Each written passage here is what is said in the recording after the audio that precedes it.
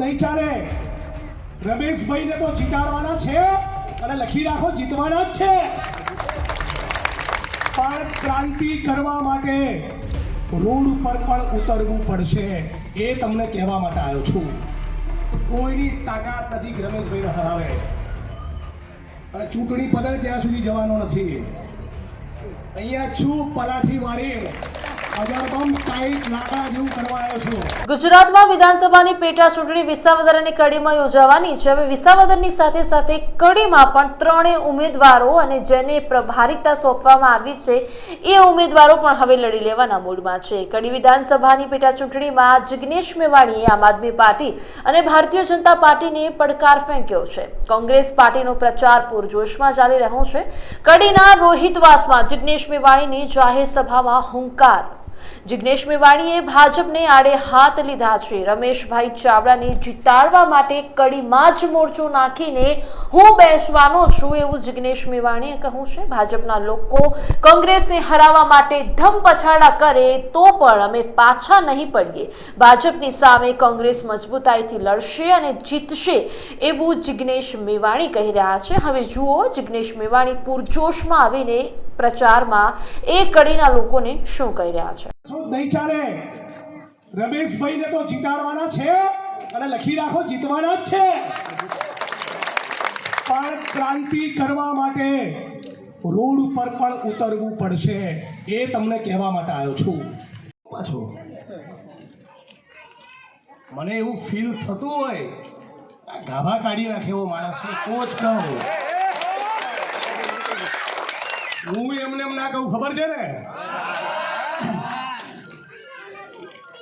આજે આ તમામ મારી બહેનો, માતાઓ, વડીલો, ક્રાંતિકારી જોશીલા યુવાન મિત્રો, ભીમ સૈનિકો, તમને તો કંઈ કહેવાની, ભાષણ કરવાની તમારી સામે જરૂર જ નથી.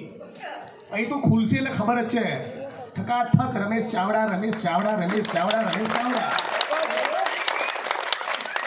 પણ તમને આજે એ કહેવા માટે આવ્યો છું કે વાત ખાલી કોંગ્રેસ પાર્ટી અને રમેશ ચાવડાને જીતાડવાની ના હોય, અને તમને લાગતું હોય કે ડૉક્ટર ભીમરાવ બાબા સાહેબ આંબેડકરના બંધારણને બચાવવાનો સમય આવી ગયો છે, તો મોહલ્લાની સાથોસાથ કડીના છેલ્લામાં છેલ્લા ગામ સુધી સર્વ સમાજના લોકો સામે જોડી ફેલાઈને મત માગવાની મજૂરી 4 દાડા બચ્યા છે તમે કરી લેજો. હું એ કહેવા અને એ મજૂરી કરવા જ આવ્યો છું. ખાલી કડીનો મોહલ્લો, કડી શહેર નહીં ચાલે. આ ભારત ભૂમિના ગદ્દાર ભાજપવાળા એ દેશના પાર્લામેન્ટમાં એવું બોલે છે કે આજકાલ આંબેડકર આંબેડકર કરવું ફેશન બની ગઈ છે. ડૉક્ટર આંબેડકર આંબેડકર કરવું ફેશન નહીં, એ અમારા માટે પેશન છે, પેશન. અને ગૌરવપૂર્વક છાતી ખોલીને સ્વમાન ભેર જીવતા શીખવ્યું ડૉક્ટર ભીમરાવ બાબા સાહેબ આંબેડકરે. અને એટલા માટે છેલ્લા શ્વાસ સુધી આંબેડકર આંબેડકર આંબેડકર કરી લેવાના. તમારે જે તોડવું એ તોડી લેવું. તમને છૂટ છે, તમે ગોડસે ગોડસે કરી રાખજો. અમે ફૂલે પેરિયાર આંબેડકરનું નામ લીધે રાખીશું. હિંમત તો જુઓ.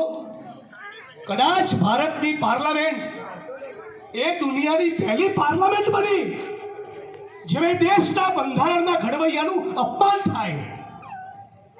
શરમ આવવી જોઈએ. ભાજપના અનુસૂચિત જાતિના મોરચામાં જે બેઠા છે ને બદમાશોને શરમ આવવી જોઈએ. ડૉક્ટર ભીમરાવ બાબા સાહેબ આંબેડકરનું અપમાન થતું હોય અને તમારી પાર્ટીમાં 2 શબ્દો ના કહી શકો. હમણાં મેં કેવી આવી દીધી.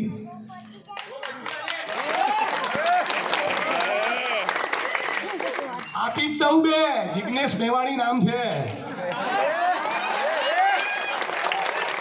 તો ભાજપના અનુસૂચિત જાતિના મોરચાવાળા તમે પગ લુછાડ્યા થઈને શું બેઠા છો? દિલ્હીની સડકો પર બાબા સાહેબ આંબેડકરનું બંધારણ સળગાયું. 19 વર્ષના દલિત ભૂલકાની છાતીમાં થાનગઢમાં જાણે આતંકવાદી હોય એમ AK-47ની રાઇફલની ગોળીઓ મારી છે. ગાડી જોડે બાંધીને ઉનાળી બજારમાં દલિત યુવાનોને ફટકાર્યા છે. આ ભૂલી જશો? બંધારણ સળગાવવાની હિંમત કરે આ ભાજપવાળા, અને હજી રાજતા નથી. મને બહુ આનંદ થયો કે આમ આદમી પાર્ટી છોડીને પેલા મિત્ર કોંગ્રેસ પાર્ટીમાં જોડાયા, એના માટે તાળીઓનો ગડગડાટ થઈ જાય.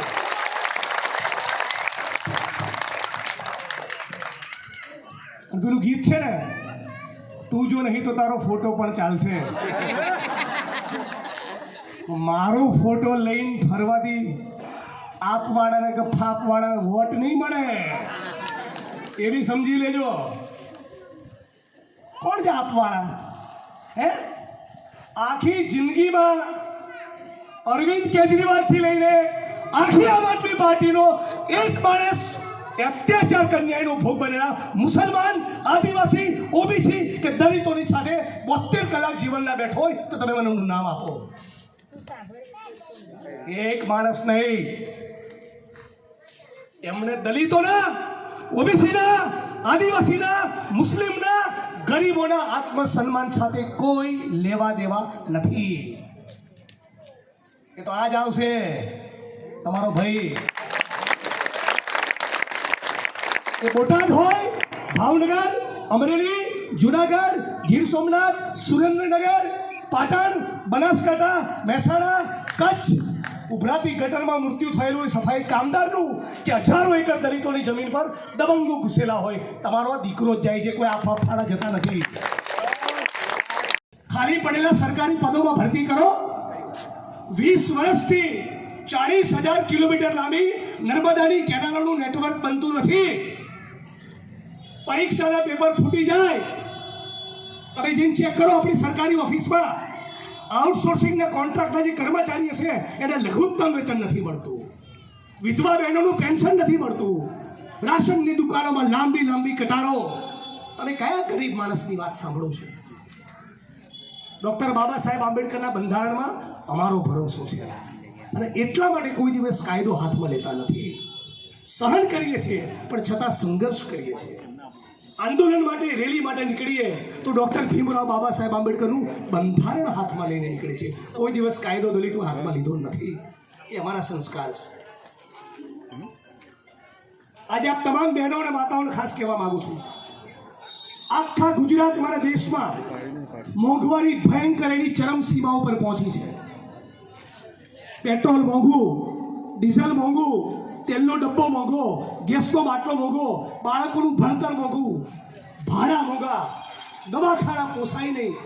આટલી ભયંકર મોંઘવારી પછી પણ એક પણ કડી વિધાનસભાનો એક પણ મતદાર ભાજપને વોટ આપે તો એનો મતલબ એમ કે આપણે આપણા પગ ઉપર કુહાડો મારીએ છીએ. તો કોઈની તાકાત નથી કે રમેશભાઈને હરાવે. અને ચૂંટણી પતે ત્યાં સુધી જવાનો નથી. અહીંયા છું પલાઠી વાળી, અજરબમ ટાઈટ લાકડા જેવું કરવા આવ્યો છું. પણ આપણા બધાનો પરસેવો, સાથ સહકાર જો ભેગો થશે તો ગુજરાતની વિધાનસભામાં મારી બાજુમાં બેઠા છે કેવા સુખ છે. 72 વર્ષથી બી લાગે તો પાર્ટી જ છે. તો આપ તમામ લોકો મને સાંભળ્યો બદલ આપ સૌનો ખૂબ ખૂબ આભાર.